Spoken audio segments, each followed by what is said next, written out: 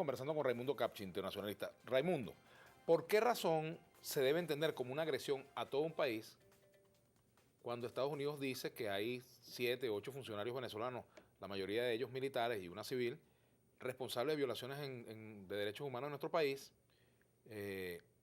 y que no pueden entrar a los Estados Unidos y sus propiedades van a ser confiscadas, etcétera, etcétera? Porque eso tiene que entenderse como una agresión a todo un país y no una sanción específica contra unas personas. Yo estoy de acuerdo contigo, por una sencilla razón. A estos militares lo encontraron jugando metra y molestando al señor Obama frente a la Casa Blanca. Por eso lo sancionaron. ¿Por qué lo sancionaron? Por actividades que están desarrollando en Venezuela. ¿En nombre de quién? De un gobierno, de un país.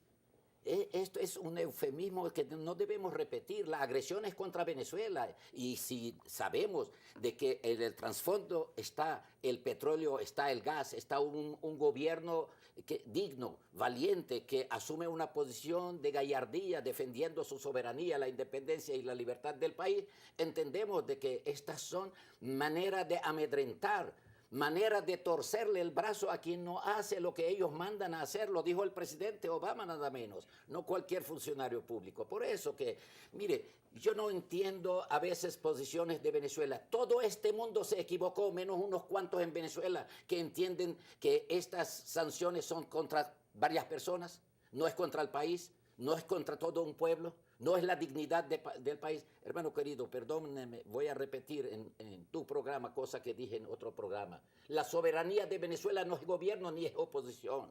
La libertad del venezolano no es de gobierno ni de oposición, es del país entero, con su derecha y su izquierda, con su gobierno y su oposición. Así debemos entenderlo. Hoy hay una nota bien interesante de un dirigente de la oposición que escribe sabroso todos los jueves en Última Noticia. No tengo derecho a esgrimir su nombre. Qué bien lo dice. ¿Cómo es posible que todo el mundo pues condena esto? Y como bien lo dijiste tú, hasta el propio Papa, hasta nuestro cardenal. ¿Con qué orgullo lo digo en tu programa? Nuestro cardenal asumió una posición ecléctica, digna, denunciando, no debe haber esa conflictividad en el país de parte y parte, y deben reunirse y deben solucionar su problema. Todo el mundo vio una agresión contra Venezuela, menos algún sector de la oposición. Por el amor a Dios, es hora de decir a quien quiere gobernar Venezuela, hay que apoyar al gobierno donde acierta, y hay que condenar al gobierno donde comete errores. Y este es el rol de la oposición como alternativa del gobierno. No es que yo para decir, y perdónenme el ejemplo, de que este estudio está sucio, yo botando a la basura aquí, yo entré y eso está limpio y limpiísimo. Entonces no podemos nosotros crear problemas en Venezuela para luego decir la solución la tenemos nosotros. No, no hay que inducir. El país tiene muchos problemas. ¿Y por qué no jalar por allá? Y tiene muchos aciertos el gobierno. Cuando te dicen que quieren un cambio, yo te pregunto a ti, ¿qué cambio? ¿No construimos más viviendas para donar a los pobres una vivienda digna? ¿No hacemos más que la educación sea gratuita? ¿Que la salud sea también gratuita, etcétera? Es decir, que hay cosas positivas, debemos sostenerlas. Y hay cuestiones negativas. Vamos a destruir esa política y somos la alternativa. Así se presenta la oposición en cualquier país del mundo. Máxime en un país como el nuestro, todos los años unas elecciones.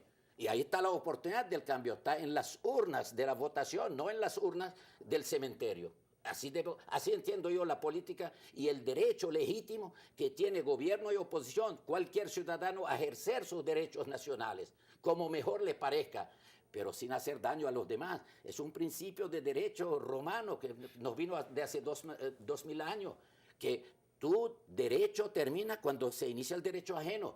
Tú tienes derecho a la protesta, pero yo tengo derecho de ir a trabajar, de llevarme un familiar a la clínica, de llevar mis hijos al hospital, a la escuela. A la escuela. Así se entiende como en los países de Europa. ¿Cómo evaluarías tú el manejo que ha hecho la Cancillería venezolana y el propio presidente Maduro de esta coyuntura con los Estados Unidos? ¿Qué cosas ha hecho bien? ¿Qué cosas ha hecho mal? ¿Qué cosas debería reorientar en su política frente a este conflicto? Mire, no soy yo, quizás no soy el más indicado para poder yo decir un canciller o una canciller o un presidente lo ha hecho bien o lo ha hecho mal. Pero un país agredido, un país declarado por la potencia más importante en la historia de la humanidad y más fuerte, por no decir más agresiva, digo fuerte, ¿ok? Cuando me dice a mí que soy enemigo, un enemigo inusual y extraordinario y que molesto su política y sus intereses, etc. Todo lo que yo hago frente a esto es bendecido. Todo lo que yo asumo como posición para defender la patria, defender la soberanía, defender el interés del pueblo venezolano es legítimo. Además, permíteme decirte, tú me conociste más bien un poco duro y no precisamente salamero, me conociste muy bien, nos conocemos muy bien, etcétera. ¿Cuán bien lo está haciendo el presidente Maduro? ¿Cuán bien lo está haciendo una novata, y que me perdona el término novata, en la Cancillería, pero no pues en lo intelectual, ¿ah? Y en lo político? Qué bien lo están haciendo. Lo están haciendo también que el mundo entero nos está apoyando. ¿Cómo? Con el discurso de nuestro presidente, la posición digna y valiente, con la posición digna y valiente de nuestra canciller. Y conste, repito una vez más, yo no sirvo para ser salamero. Más bien yo soy muy crítico. Además, tus usuarios son testigos de que no soy nada fácil. Y cuando lo digo, lo digo. Mire, hay que verle la cara a alguien que quiso llenar. No es que quiso llenar, que le tocó gobernar detrás de un gigante como Chávez. ¿Cómo llenar ese vacío? ¿Cómo se llenó el vacío dejado por Gamal Abdel Nasser? Nunca se llenó hasta el día de hoy, 50 años después de su vida.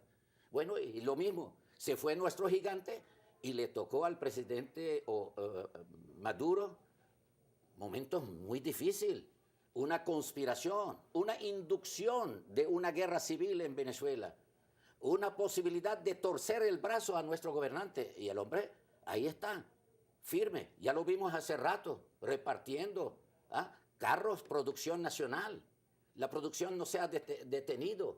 Por eso yo digo que cuando debemos criticar, vamos a criticar las cosas negativas, y es nuestra tarea, si fuera yo oposición. Es mi deber y es mi derecho a la vez. Y ahora, el gobierno ha hecho lo correcto a la hora de tratar de sumar voluntades a lo interno del país frente a esta coyuntura.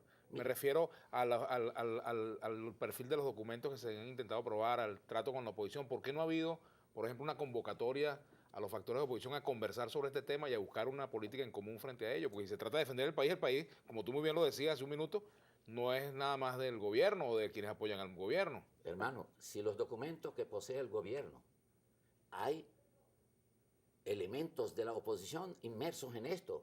Ningún dirigente de la oposición hasta el día de hoy, hasta este momento, y espero poder decir hasta este momento, porque dentro de un rato asumirán otra posición, no han dicho cosas como esta. Por ejemplo, mire, la salida nuestra es una salida totalmente constitucional. Que no me diga constitucional, soy profesor de Derecho Constitucional o ex profesor de Derecho Constitucional.